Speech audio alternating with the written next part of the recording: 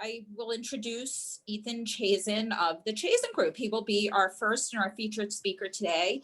Ethan Chazen, MBA, applies his experience leading teams through transformation by leveraging employee engagement to unleash people's untapped potential for lasting organizational success. His presentation today is focusing on grow your business through profitable client relationships. And with that, I will turn it over to Ethan to share your screen and present your topic. Thank you.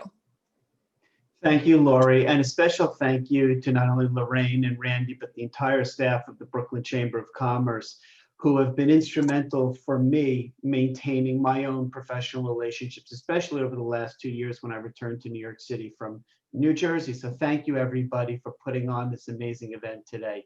I just want to confirm, Lori, can everybody see my screen? Not yet. Okay, so let me toggle back to share screen. And I just want to make sure everybody can see it in full view. Now, Okay. cooking with butter.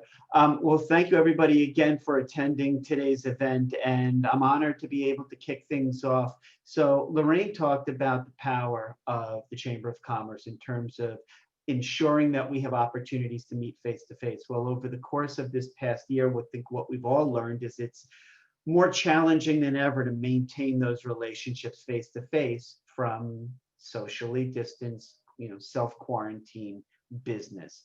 And so what I wanted to do in my time that was allotted today was walk through some immediately actionable strategies that we all can and should be implementing in the course of our day in, day out business relationship cultivation. I am a New York City business coach, and I tell all of my clients, stop selling right now, or if you've been selling, that's not going to work. What you need to think about in lieu of actually selling your products and services is the first step in the journey towards business survival is to maintain relationships by seeing what you can contribute to your relationships. So having said that, you should see a very odd picture in front of you. And the picture is a 3,000-pound water buffalo and a little bird. Does everybody see that? Okay. I just wanted to make sure everybody can see. The concept of what we're getting at here is mutual symbiosis in nature, as it is with Brooklyn Chamber members. It's mutual benefit from having a relationship with each other as far as chamber members. And so mutual symbiosis is when two living organisms or local businesses derive mutual benefit from their relationships. So my question for you is rhetorical as we kick off today's event and you think about maintaining your business in scope of a global pandemic is how are you consistently day in, day out pursuing the act of contributing value to people around you. So what that sounds like is being indispensable. So understand that it's not about what's in it for me. Every relationship that we forge with our fellow chamber members is how do you go out of your way on a constant basis of sharing information. Let other people know about things like this chamber event November 5th, a virtual meeting. Do you inform and share with other people? Do you go out of your way to make introductions between people that you know to facilitate stronger relationships? Have you started your own groups, whether it's Meetup, a local business endeavor? What are you doing in your respective relationships to be indispensable? So I want to introduce you to a concept. It's called a critical relationship connection strategy plan. I do this for all my clients, but what's your plan of attack to create an ideal relationship profile? Not a client. This isn't about selling. Who are the people that you would love to meet? Perhaps Randy, perhaps Lorraine, perhaps Lori, maybe Marina, Iphigenia, David. You get my point. Ronan. Who are the people? Joanne, a fellow panelist. Who are you going out of your way to identify as an ideal relationship connection? So you ask yourself, who do you want or need to meet? It could be a potential client, but just as importantly, it could be a vendor, partner, supplier, coach, mentor, advisor. Who are the people in your universe, both socially and professionally, you want to meet? So start with yourself. Start with yourself. When I do an audit of small business owners, existing business in the state of COVID, the first thing I ask about, and we do, is self-reflection. What are your current, obviously these are changing and shifting day in, day out, but your current career, business, professional goals?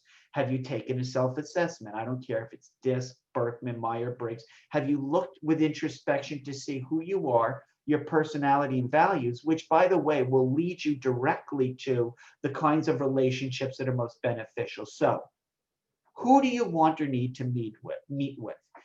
Think about your business, think about your networking, your relationship cultivation, those people who are most critical for you to connect with. Where are they? Where do they quote unquote hang out online? What events are they attending virtually? What groups do they belong to? So this is a constant iterative work in process, day in, day out. You can and should be thinking about your strategy of relationship cultivation. So you can go in a lot of detail, but what I ask people to do, and I suggest you do this as an incredibly powerful exercise, is create a list of characteristics, qualities of your ideal relationship target. So you can see, and let me know if you want the PowerPoint from this, because I am going through very quickly, but you can see there's some key things that you should understand as you look to form relationships. Because what you don't want to be is the person who, as you're connected to people, don't know them, don't know their background or challenges, and therefore you don't know what motivates them, and also what keeps us all up at night these days. So once you get this detail down on paper, it's your blueprint for who you want to meet and all the details around their background experience. Then you can start to cookie cutter and go through, for example, the Brooklyn Chamber and think through, as Lorraine was saying, we all have chamber member profiles on the website. Go through, curate, look at who are really good connections for you. Have a plan that's not written down as what? It's a dream. It doesn't exist unless you get it down. So think about the professional associations, Kiwanis Club, Chambers of Commerce, Rotary, all these organizations locally that you can and should be affiliated with as members. So once you go through that, my rhetorical question for you today is, how are you doing at this? What do you do that's working? What maybe isn't working? How do you identify who's your best connection? And therefore, how do you build a model to go out and find more of those folks?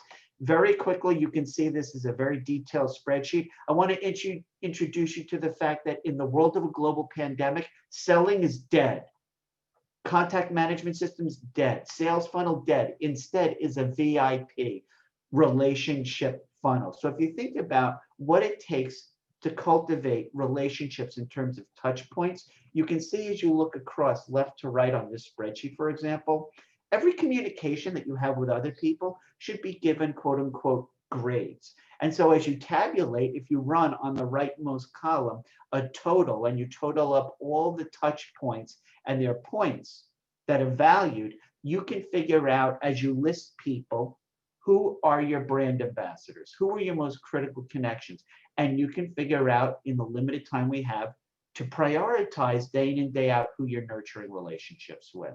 So just very quickly, I want to tell you, most people really stink at relationships. Personal, business, professional. Why? Because there are 5 levels and most of us fail at getting through even the first 2. So I'm going to rush through these, but you get introduced to somebody, you talk to them, you ask them to tell you about themselves. They'll tell you their challenges, wants, needs, desires. You may ask a probing question or 2, and that gets you to the real needs. That leaves all those other needs that they have uncommunicated, so you want to drill through that. So understanding your value proposition, understanding your customers, a concept as we wrap up on my time this morning I want to share with you is a net promoter score. Ask your best clients, ask your best relationships. On a scale of 0 to 10, how likely would you be to refer somebody to me? If they say 0 to 6, that's a problem. 7 to 8, those are useless. The people who say on a scale of 0 to 10, they're most interested in connecting you to, those are 9s and 10s. So that's pretty much where you want to be.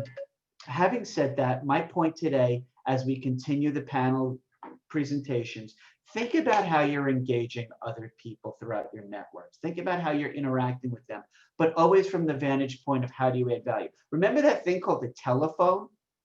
Get on it, use it. Start calling people. Hey, Marina, how are you doing? How's business? What are you struggling with? How can I help you?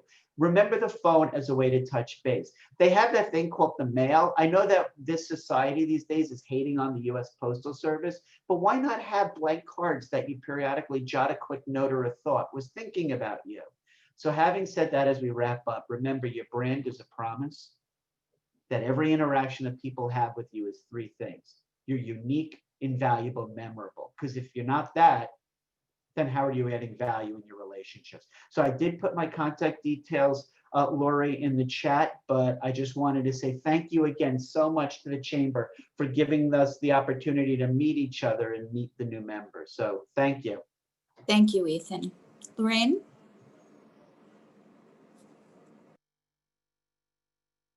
If you can share.